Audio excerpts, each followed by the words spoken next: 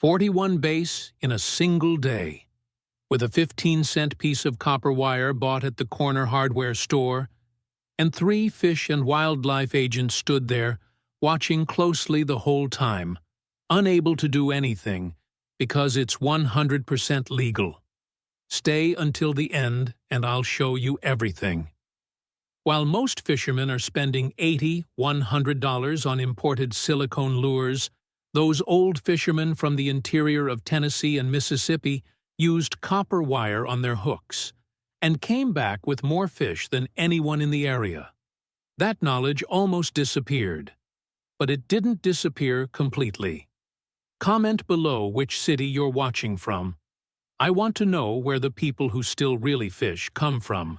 It was an October morning at Lake Guntersville, Alabama. The water had that greenish hue, that base love after a cold front. 2 fishermen, same boat, same type of hook, same worm bait. The difference?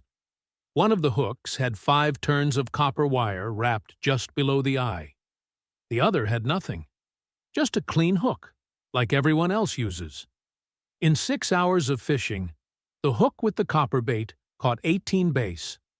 The other hook? 4. It wasn't luck. It wasn't the timing. It wasn't the wind. Darrell, an old fisherman from Corinth, Mississippi, who learned this from his father, who learned it from his grandfather, took a piece of wire from his pocket early in the afternoon.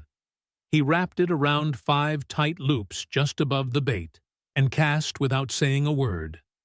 In 40 minutes, he caught 6 more. No change of bait, no change of spot. Just the copper wire glistening faintly in the water.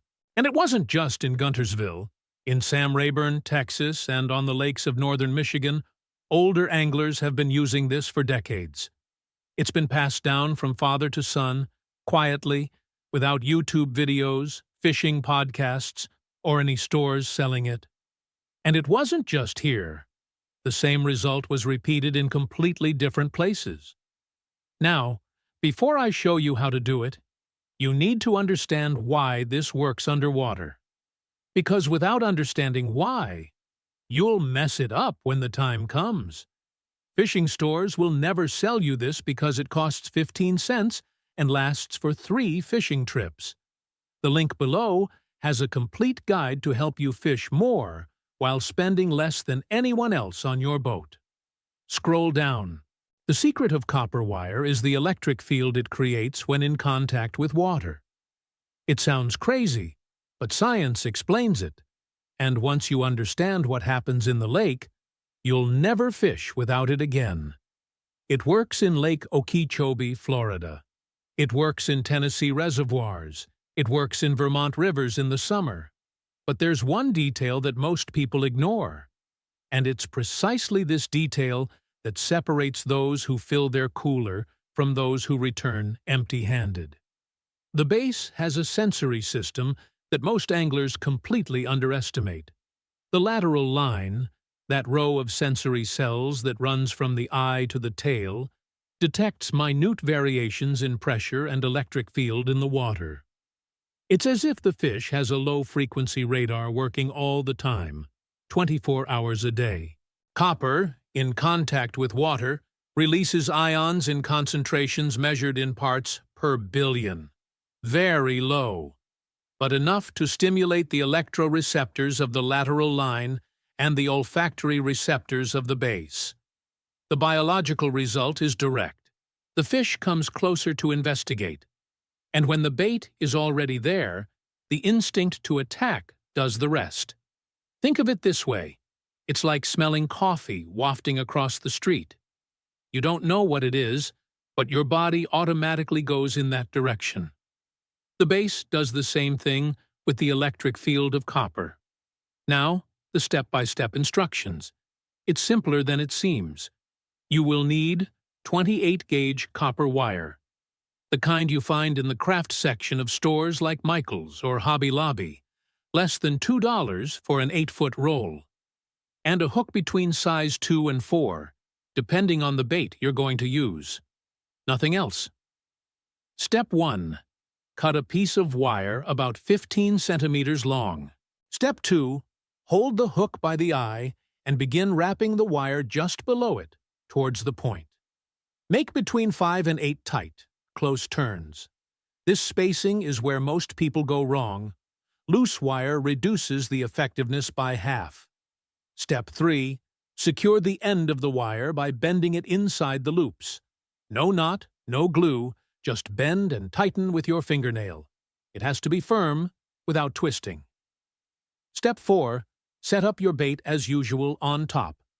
Worm, leech, cut shad, whatever you use. The wire is hidden by the bait, but the electric field remains active underwater. This ratio here is one of those found in the complete guide. There are more variations there by species and by time of year that the old fishermen use depending on the water temperature. A prepared hook will last for about 3 fishing trips before it oxidizes too much. Prepare about 5 at once, store them in a Ziploc bag, and you'll be ready to go to the water.